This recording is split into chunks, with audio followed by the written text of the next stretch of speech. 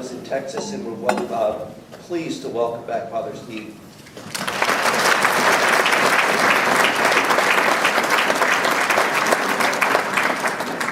So a couple things that aren't actually in my semi-script, and that's first, it's quite intimidating to come in after people that are as entertaining as George, and so such great information and well-designed slides as the last one. Mine will be much more plain. And then the other thing is, it was really great to get the swag bag because maybe ironically in a presentation about minimalism, I've got a big bag of props. And then the third, what didn't anticipate it, but it was a wonderful thing to see on the tables. If you were paid attention on the first day or so and the typo, which they were kind enough to recreate for me this morning, because I was going to steal one this morning and they had already fixed the typo. Pilgrim. So thinking grams, not in pounds, as we move into minimalism.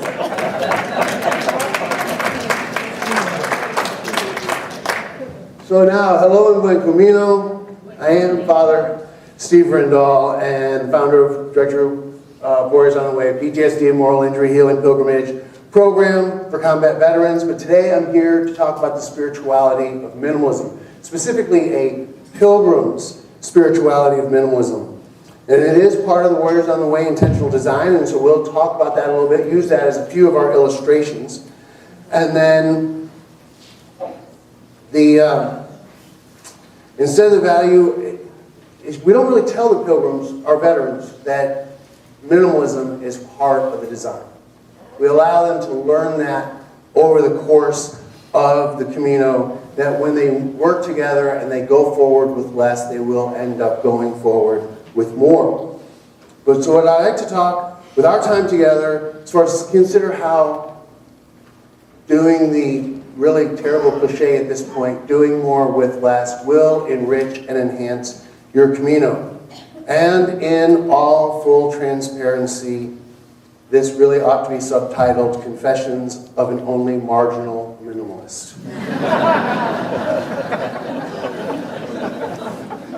Okay, so what is a pilgrimage? First, or what is a pilgrim? Must we walk?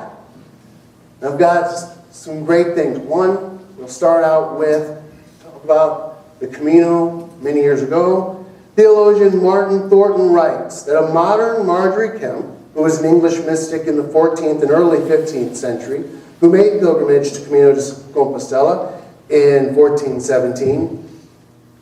Thornton starts, a modern Marjorie Kemp would make her pilgrimages by jet plane instead of wooden ship, but her doctrine of pilgrimage, her communion with the saints of the shrine she visited, her relation with fellow pilgrims, her recollection of the divine presence, would remain as valid now as they were then. It is the nature of the spiritual theology to change with circumstances, yet the foundational spiritual needs of human souls remain remarkably constant. So let's key on the fundamental spiritual needs of the human soul remain remarkably constant. What are we looking for when on pilgrimage? The American Heritage Dictionary defines pilgrimage in 3 ways. It's a journey to a sacred place or shrine. Well, obviously, the Camino de Santiago meets that qualifier. But then goes on to say, a long journey or search, especially one of exalted purpose or moral significance. And then third, a journey undertaken by a pilgrim, a traveling on through a strange country or to some place deemed sacred, in order to perform some religious vow or duty, or obtain some spiritual or miraculous benefit. And definition 2 and 3 is what I'd like for us to look most closely at and consider. These are clearly intentional actions and activities. Why do you want to walk the Camino? What is it that you want to gain, learn, or experience?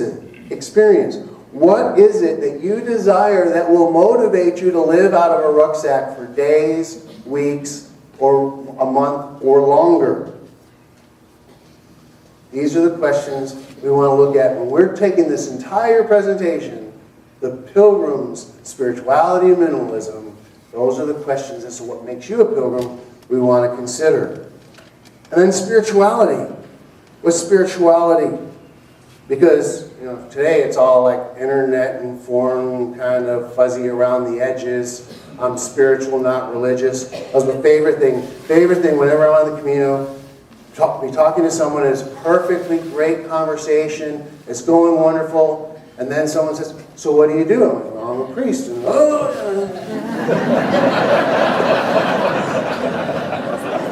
"Well, I'm spiritual, I'm not religious." Like, "Okay, will you ask?" Philip Sheldrake, professor of spirituality at Cambridge, gives 3 principal points for the sake of identifying or defining spirituality. Spirituality considers what is holistic, fully integrated approach to life. Spirituality is engaged with a quest for the sacred. And Sheldrake goes on to explain that in modern usage, the term sacred can range from an undefined depths of human existence to the boundless mysteries of the cosmos. And spirituality involves a quest for meaning, including the purpose of life and for life direction. Or, in my much more minimalist definition, spirituality is the intentional effort to seek and connect with what is outside and greater than yourself. So then what is minimalism? And I'll say right now, it's not getting rid of all your stuff. This is not Marie Kondo. Don't throw everything away. Don't throw everything away. I guess that's why I'm only a marginal minimalist. So, we're talking about minimalism. It is about not throwing away everything, but ridding ourselves of that which restricts us. St. Gregory of Nyssa explained that once the soul is released from earthly attachment, it becomes light and swift for its movement upward, soaring from below up to the heights. St. Ignatius of Loyola, and he's a great favorite of mine because he was a military officer before he became a saint. He was a horrible tactician though. He takes a handful of soldiers, literally a handful, like 4 or 5 other guys, and tries to defend the entire city of Pamplona. He gets hit by a cannonball, breaks both of his legs. Keeps him though. I mean, that's miraculous today, let alone then. And then in the process of his recovery, decides, through a lot of influence through the nun nurses that are bringing him back to health, that he needs to pursue sainthood. And he goes out on his own pilgrimage. But he writes the St. Ignatius's spiritual exercises, the spiritual exercises of St. Ignatius of Loyola. And in that, he starts in the principle and foundation, before you do anything else, that the things on the face of the earth are created for humanity, that they may help in pursuing the end for which one is created. From this it follows that we are to use them as much as they help achieve this end, and rid ourselves of them as far as they hinder us from it, desiring and choosing only what is most conducive for us to the end for that which we are created. Keep what works and helps, enriches, enhances. Get rid of what hinders. Among the current trend of minimalism, the minimalist author Joshua Becker writes, "At its core, being a minimalist means intentionally promoting the things that we most value and removing everything that distracts us from it. Minimalism values relationships, experiences, and soul care." Very prevalent for the Camino, ought to be anyway. It lets us see all that we already have and reminds us to be grateful. And minimalism aims to remove the frivolous, but keep the significant. It values the intentional endeavors that add value to life. And similarly, although I mentioned that we're not following her model, Marie Kondo does not actually tell you to get rid of all of your stuff. She says, does it spark joy? If it does not spark joy, why are you keeping it? So with that, as we explore the many factors of the Camino that we encounter regarding minimalism and the impact on a pilgrim's spirituality, we're going to return a few times to the following question. When it comes to intentional pilgrimage, to an intentional pilgrimage effort, to seek and connect with what is outside and greater than oneself, what helps you achieve that goal and what hinders you from achieving that goal?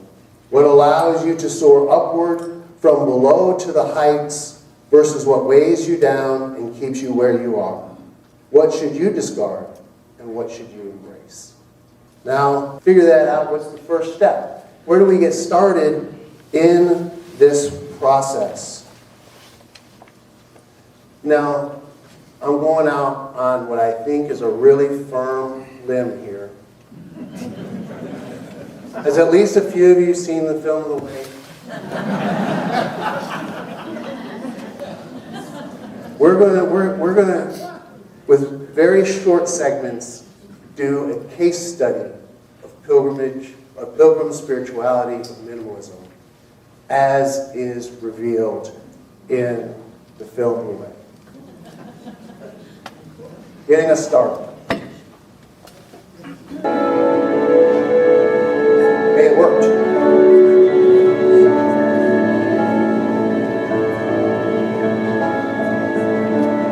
You should fly with me.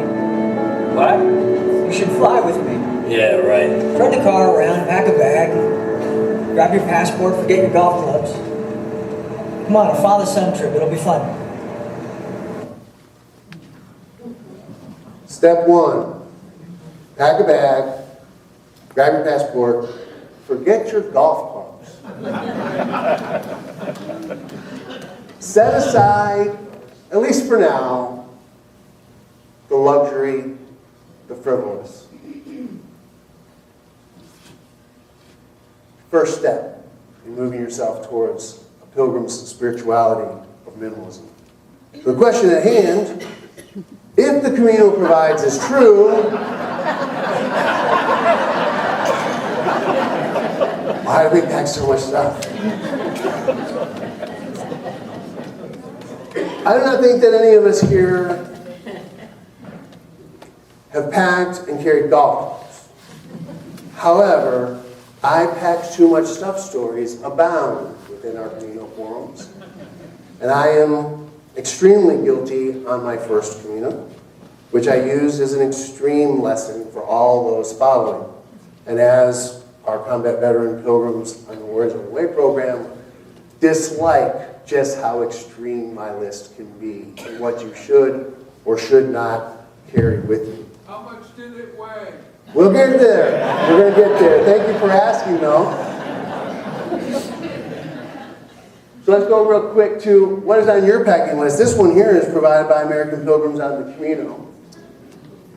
In the setting of the Warriors on the Way pilgrimage, I have to deal with packing desires of combat veterans with PTSD symptoms. And so there's a few things you need to know about that.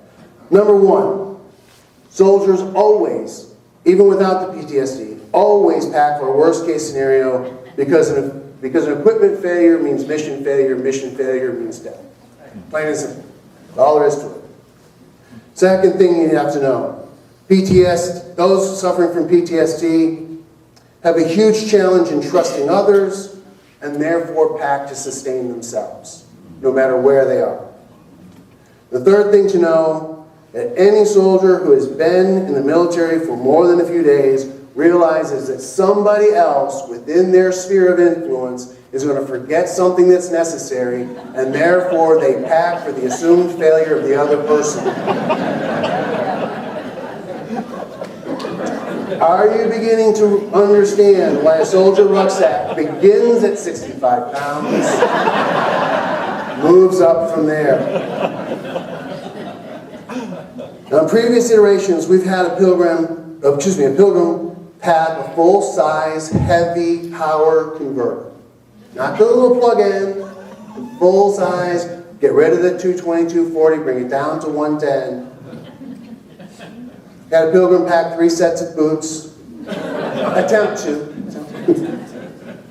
And then a multiple variety of other things that were packed just in case. All types of things that were not needed on the Camino. Now, the American Pilgrims on the Camino suggested packing list, there on the slide, it states openly, it's a suggested packing list. Means you've got variations that are going to make based on who you are, where you are, which of the routes you're following, the time of year. You're going to add or subtract accordingly. Nothing that's on the list, however, none of that should be hindering your pilgrim spirituality or weighing it down from soaring. All of them are suitable and appropriate things to bring with you on the Camino. So we got to keep looking at packing. Why do you pack what you pack? I'll put that picture on there for 2 reasons. Anybody know where that is? Bleed, yeah. I packed on my first Camino, and I'll talk about it in a second, a full-size camera because I love photographs. But you cannot comfortably hang a full-size camera around your neck, which means every time I wanted to stop and take a photo, I would have to take the rucksack off, rummage around, pull my phone out, take the camera out, take a picture. So I saw that, and I thought, oh, I'm not going to stop. I don't want to dig everything out. I kept on walking, and maybe half a mile later, I thought, I really want a picture of that fountain. But I wasn't going to go back. And I said to myself, well, that's okay. At that point, I convinced myself that I would be on the Camino again. So I'll just take a picture of it next time. On my 5th Camino, I finally actually noticed it again. I thought for sure that I was never going to see it again. But also it's important because it's a fountain and it's water. And on my first Camino, as I mentioned already, as many other people admit, I carried way too many things. I packed an extra set of boots, extra trousers, extra shirts, a small shovel, a full-size camera, a small toolkit, multiple repair items just in case of an equipment failure, and multiple other items that were simply too much after I asked myself, well, what if? The only thing on the list that I did not regret packing was the full-size camera because I've got some wonderful photos from that Camino. Everything else on that list put in my rucksack after I asked myself, what if? Well, my answer after 31 years in the Army was, if something fails and I cannot fix it, there will be mission failure. Therefore, I need to pack more. And I just kept putting more and more stuff in my rucksack, which I used my Army rucksack, which, if you've seen them, are large. 65 pounds and skyward. I never answered my question of what if with the Camino provides. Even though I'd watched every YouTube video I could possibly scrounge up, and I'd heard the phrase over and over. The result was a grossly overloaded rucksack that ultimately did fail, that I could not repair, even with all the junk that I brought with me in order to repair it. The requirement, therefore, to use a transport service to shuttle my rucksack in front of me, which then resulted in my being able to interact with my surroundings, allowed me to experience the Camino and all it had to offer me, whereas before my equipment failed, I was simply in pain and exhausted every day. And by the way, in all of my overpacking, in all of my asking what if, and throwing all this extra stuff in my rucksack, going back to that photograph, I didn't have a tube. I had no water source. What you actually have to keep your body alive? No. So I went into a little tienda and I bought my plastic disposable bottle of water and I refilled it over and over and over. But they're small, and so therefore I did go in the Army, it's called going black on water. I completely ran out and dehydrated multiple times, once extremely severely. Until I finally was in an albergue that had a big basket. And it said, if you need something, take it. If you don't need something, leave it. And I saw a canteen in there. And I took that. And then, you know, in the spirit of generosity, I put lots of things.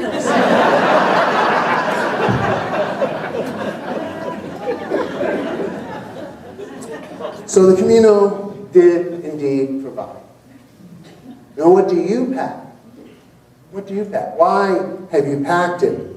When it comes to an intentional pilgrimage effort to seek and connect with what is outside and greater than oneself, does that item help you achieve that goal, or does it hinder you from achieving that goal? Does it allow you to soar upward from below to the heights, or does it weigh you down and keep you where you are?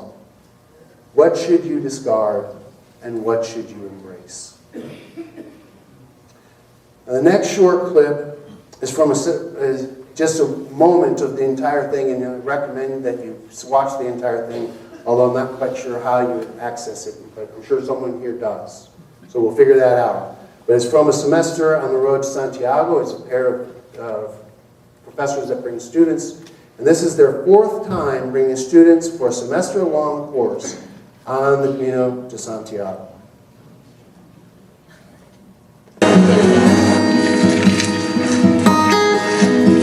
When telling me about meeting this woman who brought up the idea that the things you carry in your backpack are kind of related to your fears. So the story is this woman I came across yesterday was another American walking, and I noticed her pack was very small, and she told me she had walked the Camino last year and had a much bigger pack, actually the same pack I carry.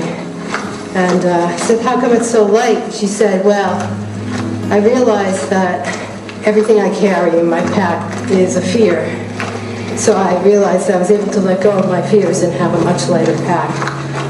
It got me thinking a lot about how true that is. Fear of trusting that the Camino is going to give you what you need when you need it. And if you let go of things, you have to trust will be taken care of. And so it's funny that it happened the day we walked out of Pamplona, which was an opportunity to go to a post office and mail things home, and I chose not to. I do have one extra long sleeve shirt and one extra skirt to walk in, which I've not worn yet. I know for me, I'm afraid, well, what if we have a string of rainy days and all my clothes get wet and I'll have nothing dry to put on? It's very easy to sneak a couple extra things in and carry way more than you really should. So it's a process.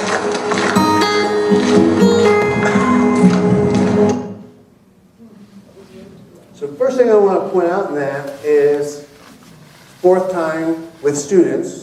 We don't know how many times without students.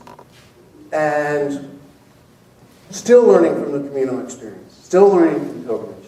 In this particular pilgrimage, the reality of carrying too many things. Notice her question is the same as my question in 2016. And as we'll talk about in a minute, some of the soldiers that come on the Warriors on the Way, and I'll make my little disclaimer. I use soldiers universally for soldiers, sailors, airmen, Marines, bring all. It's always a question, what if? What if this? And hers, what if we get stuck with multiple days of rain?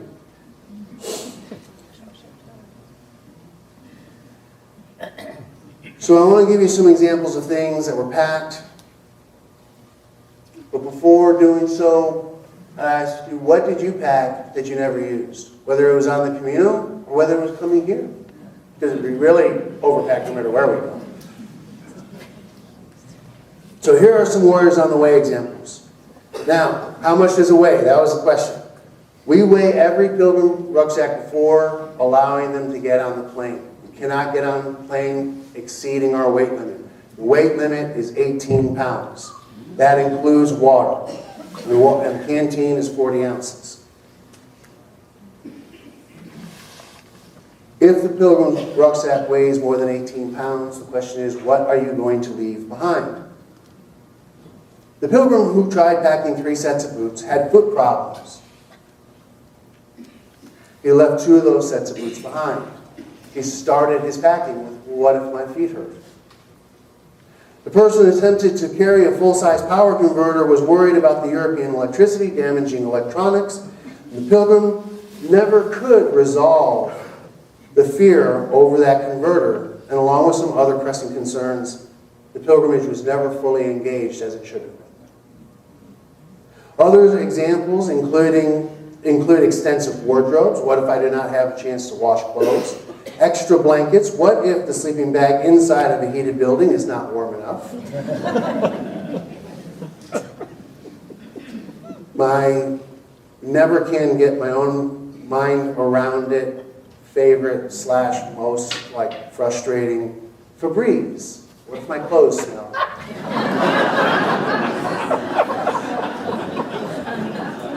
Every unnecessary, giant quote marks, needed item was packed in response to the question of what if.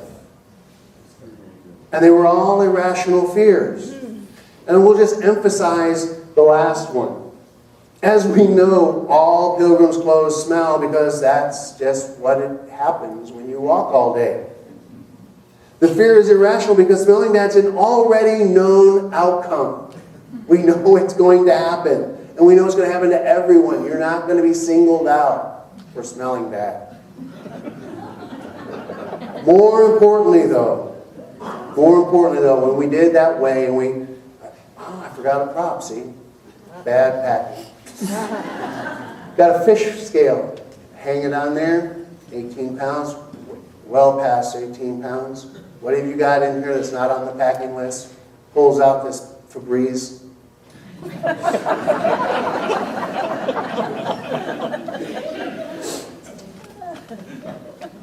You need to leave this behind. Completely unnecessary. You need to leave this behind. But the response was, I need my Febreze.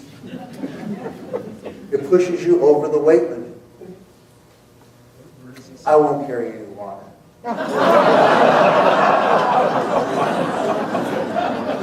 And let that sink in.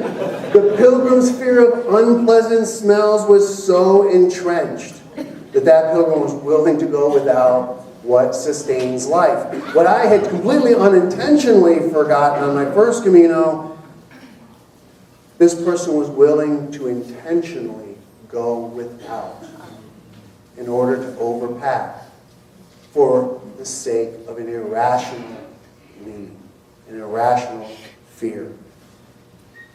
But every one of us who's overpacked, when we overpacked, we believed what was in that rucksack was necessary.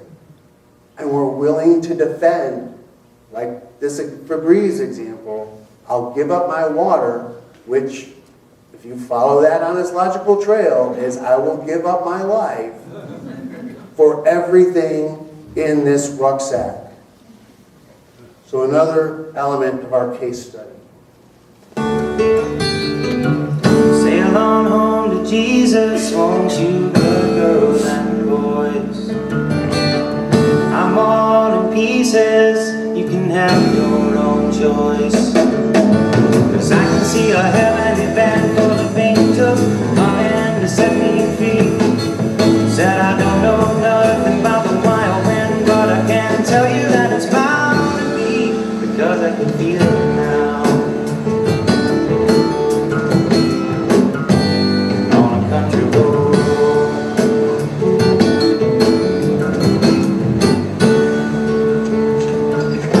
I guess my feet know where they want me to go. Walking on a country road.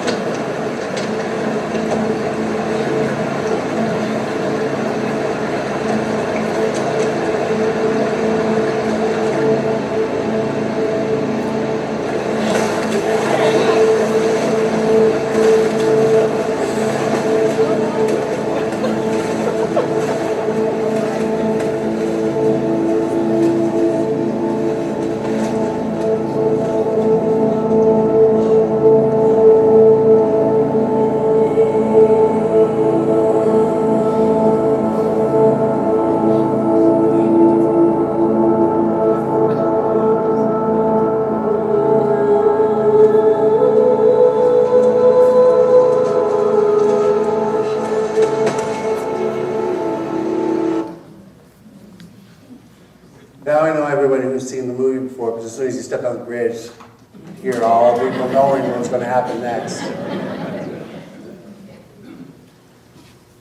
No matter what happens, jump into a reasonably quick current river with all your clothes on and risk drowning, but save the pack. When it comes to intentional pilgrimage, what is it that's going to help you achieve your goal? What hinders you from achieving the goal? Does it allow you to soar upward to the heights, or keep you down where you are? What should you discard? What should you embrace? But there's a million people out there who will tell you what you should pack. How many packing lists are out there? Now, if we go to the various American Pilgrims on the Camino Facebook page, both official, unofficial, as well as the countless Camino pages that are on Facebook, and then the variety that you can find in other online forums, you're going to find almost as many packing lists offered up as there are people on the page. If you go to YouTube and search Camino packing list, you're going to find more video options than you could ever watch. You will be ready to go to the embalmer by the time you finish them all. And looking at just the first page of the YouTube videos, there is the must-have, all capitals, for every pilgrim, exclamation point, video list.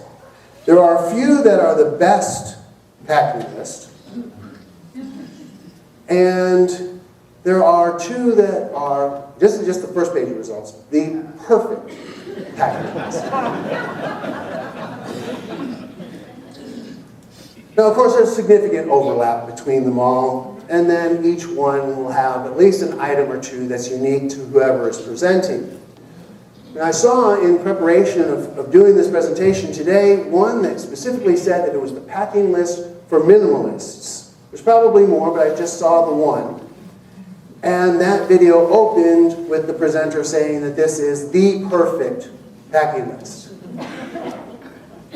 And the list in general was fine. It included items that other lists had, obviously. But then the presenter admitted that it included items that were just not needed, just her preference. It also excluded some items that, if I was making the perfect packing list, I would consider essential, such as a lightweight jacket, a rain shell of some sort, some kind of warmth item, such as a fleece cap or gloves to keep your fingers warm, at least when you start in the morning. But those things were excluded from the minimalist packing list. The reality is that nobody can tell you what to pack, because you are you. And you're going to go on your Camino. And like the American Pilgrims on the Camino list, from a few slides back, every packing list out there is at best suggestions and adaptable to your needs and your circumstance and your time on the calendar, your time in life, and all those other considerations that need to be put forth when you're deciding what you're sticking in that rucksack. But every single thing, every single packing list I saw, both the print ones online, the ones that are in guidebooks, the various videos, every last one of those packing lists missed one essential item. Across the board, they all missed one absolutely essential item. And that essential item is based on this question. Now, why do you pack what you pack, or why should you pack what you pack? When it comes to intentional pilgrimage effort, what is holding you down? What allows you to soar? What should you keep? What should you discard? As I mentioned before, when I bring warriors on the pilgrimage, we weigh the packs, and 18 pounds is the maximum. And I supply a packing list that's not terribly different few small variations than the one provided by American Pilgrims on the Camino. But where it gives, like, you can do 2 or 3 of these, I'll say bring 1. If it says bring 3, maybe 4, I'll say bring 2, maybe 3. Everything is scaled down slightly.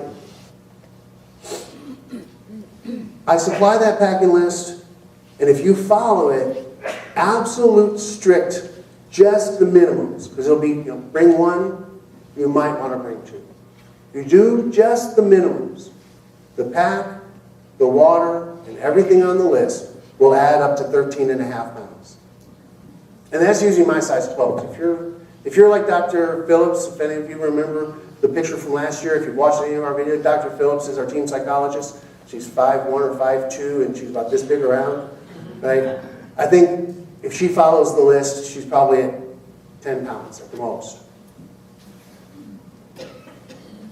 If followed with all of the optional items, you come in at 16.5 pounds.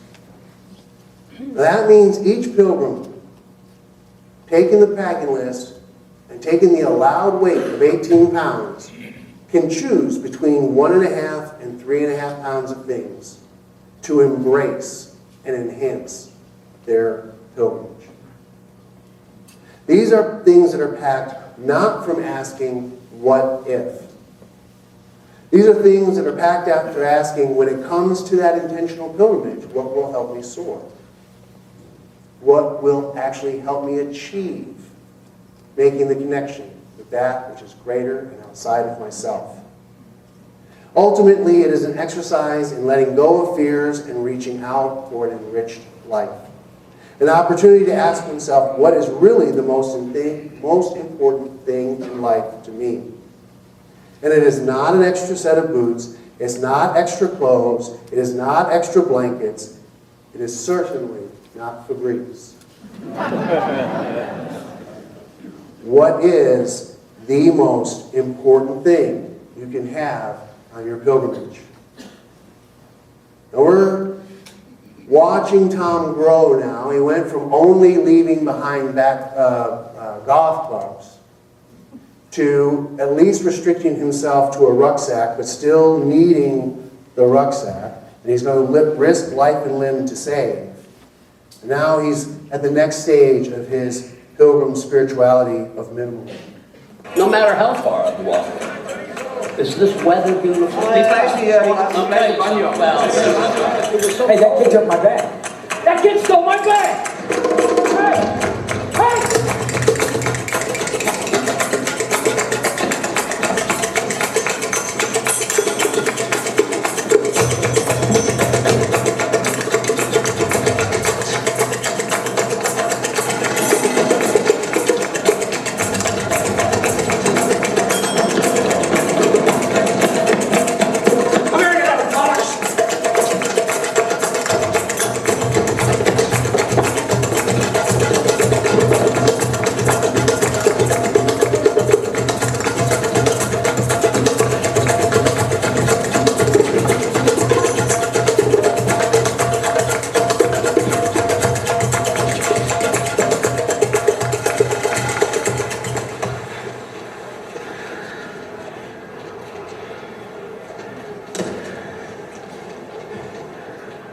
I'll go door to door if I have to. No, Tom, not here. Why not? It's gypsies, Tom. So what? It's all gypsy. So what? Listen, you start knocking on the doors here, you might not be happy with what you find behind it. Having your backpack stolen will be the least of your worries. Then we have to file a police report or something. No, Gups hate gypsies. They don't want anything to do with it. Not in Amsterdam, not here, not anywhere in Europe. Sorry, Boomer.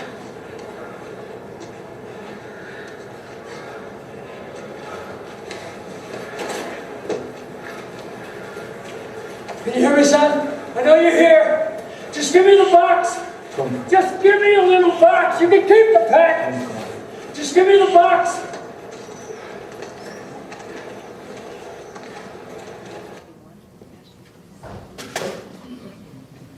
Now all he wants is the box. Keep the bag. I just need the box. Because his purpose on the pilgrimage is to gain a connection with the son that he had lost connection with when his wife had died. The box with the ashes that he is slowly spreading along the Camino is the only thing that really matters. If you're familiar with the film, you know the next scene is them sitting back in the bar and the other pilgrims trying to console them. We can get you a new pack, we can get you new equipment. We can continue. No, it's stupid. I shouldn't have ever tried. I'm just going to go home. Because they're talking about replacing all those things. And he wants the one thing. He wants that one item that makes his Camino his Camino. So what's your number one thing, over and above all else, that's going to help you achieve your purpose on the Camino? What should you pack? My rucksack, I follow the strict packing list because I want to carry those things that will enhance. I come in at just under 14 pounds, 13 and a half pounds. That includes the 40 ounces of water. I do add 2, what I consider option items. The phone, although when I'm leading the pilgrimage, it's not really an option item because family members have to have an emergency point of contact. But I add a phone, and I add a high-quality, dedicated camera. Not a full-size camera anymore, but it is the best compact camera that you can get. And that brings me up to 16 pounds. These are the material needs that I have on the Camino, and 2 neutral items. In St. Ignatius of Loyola's categorizing of that, what enhances, you have to embrace. What inhibits, you have to discard. And those things that do neither, well, that's up to you. Do with them as you will. So my phone and a camera that I can take quality photos with, those are my neutral items that I'm willing to carry a little extra weight for, but still allow me to stay inside my weight limit for what I have to pack for my Camino to be enhanced. Following that 18-pound weight limit, I get to spend my last 2 pounds on my portable mass kit and the liturgy. And anybody in here used to be a paratrooper, jump master? You'll recognize this. This used to be a jump master's handbook. It's now my mass book. Why? Because it lays flat and it's got 9 non-glare pages. So between these 2 items, I have the opportunity to celebrate the Mass and be fed by the Eucharist every day, and that enhances and enriches my community. That is my pilgrim spirituality of minimalism. So what should you pack in accordance with your pilgrim spirituality of minimalism? What will help you achieve that greater connection you desire? What helps you soar from a below to the heights? What should you embrace and therefore pack? See, the pilgrim spirituality of minimalism is not getting rid of all your stuff. The pilgrim spirituality of minimalism is becoming unencumbered by only keeping that which enriches your life. And your life, not just your pilgrimage. Because just as that one clip, 4 pilgrimages in, still learning life lessons. Your pilgrimage should never end. That way, no matter where you are, no matter where you're living, you can find yourself living what St. Ignatius called the magis, the more, the greater. We'll have our final piece of case study.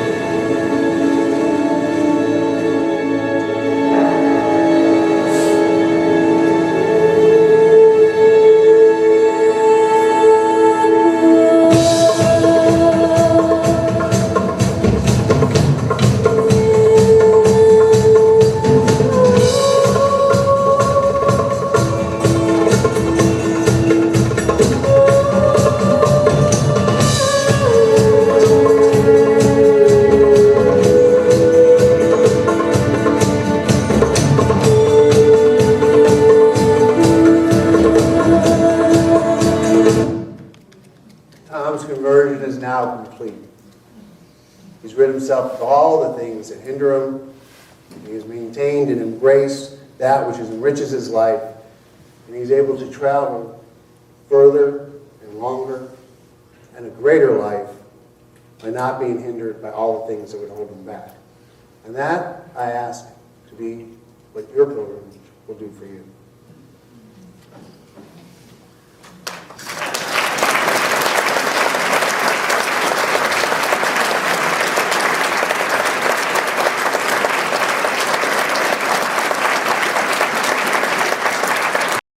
We have time for a question or two. Well, first I want to say my first Camino, I walked with my husband, and he is a Marine, and he walked with his rucksack, and it was 35 pounds, and it made my back hurt because he also is prepared for every eventuality. You showed the Perpetual Journey clip, and you wanted to know where people could find it. It is on Vimeo, and in this issue of La Concha, I reviewed that film, and there's a link to it mentioned at the end of the review. And I also had a chance to catch up with the students as like a reflection on 5 years later, like what lessons they still carry with them. So I encourage you, if you haven't read it yet, check that out in this issue of La Concha. Thank you. Excellent.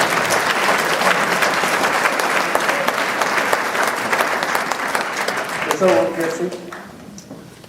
When are you going back? Excellent, thank you for asking.